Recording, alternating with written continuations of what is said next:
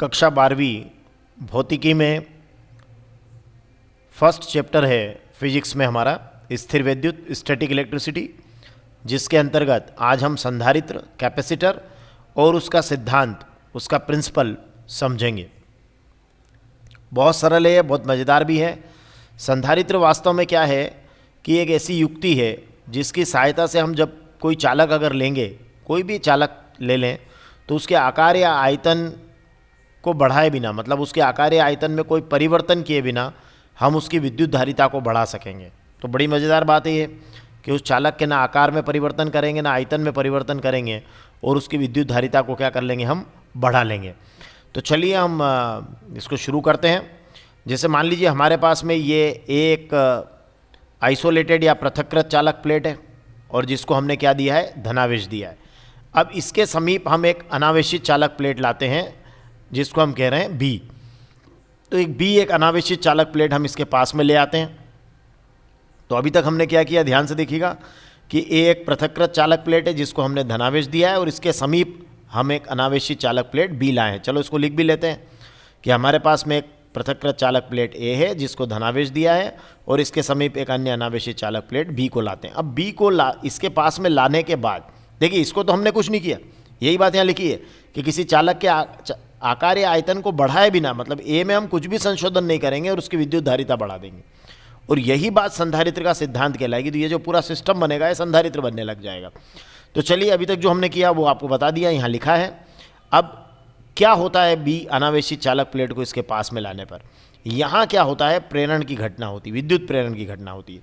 तो बी का वो वाला तल जो इस ए के निकट है, यहाँ जो इसके पास वाला, इस साइड वाला, इस निकटवर्ती तल पर आ जाएगा प्रेरित ऋणावेश और दूरवर्ती तल पर आ जाएगा प्रेरित धनावेश। मतलब क्या हुआ कि बी का वह तल जो ए के निकटवर्ती है उस पर प्रेरित ऋणावेश आ जाएगा और बी का वह तल जो ए से दूरवर्ती है, मतलब दूर वाली साइड है, उस पर प्रेरित धनावेश आ जाएगा।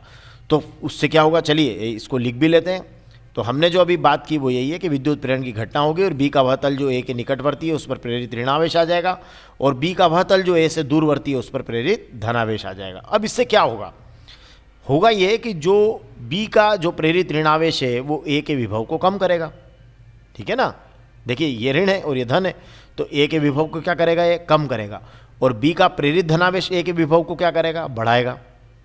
लेकिन पास में कौन है, समीप वाला तल तो ये है, इस पर क्या है, प्रेरित ऋणावेश है। तो फाइनली क्या होगा, ए का विभव क्या होगा, कम हो जाएगा। ए का विभव कम हो जाएगा, मतलब वी का मान कम हो गया। तो धारिता का क्या सूत्र होता है, C = Q/V। जब V कम हो जाएगा तो C का मान बढ़ जाएगा, मतलब धारिता का मान क्या होगा, बढ़ जाएगा।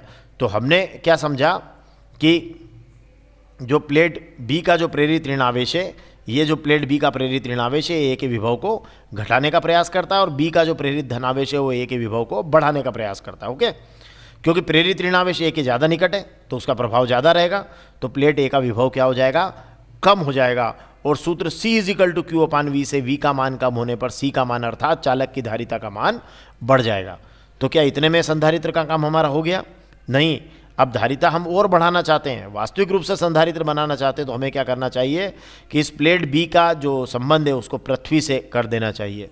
तो इससे हमको ये लाभ होगा कि अब प्लेट B पर केवल प्रेरित ऋणावेश बचेगा, है ना, क्योंकि यहाँ से इलेक्ट्रॉन निकलकर इस धनावेश को क्या कर देगा, समाप्त कर देंगे। तो प्लेट बी पर केवल क्या बचेंगे, प्रेरित ऋणावेश बचेंगे।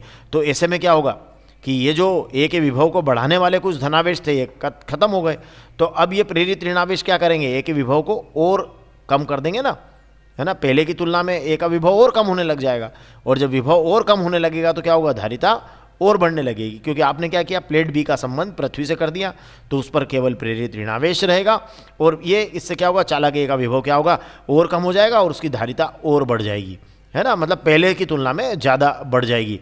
तो फाइनली जो हमने समझा वो ये है कि जब भी कोई आवेशित पृथक्कृत चालक है उसके समीप एक अन्य अनावेशित चालक को लाया जाता है, तो इस आवेशित चालक की क्या होती है, धारिता बढ़ जाती है।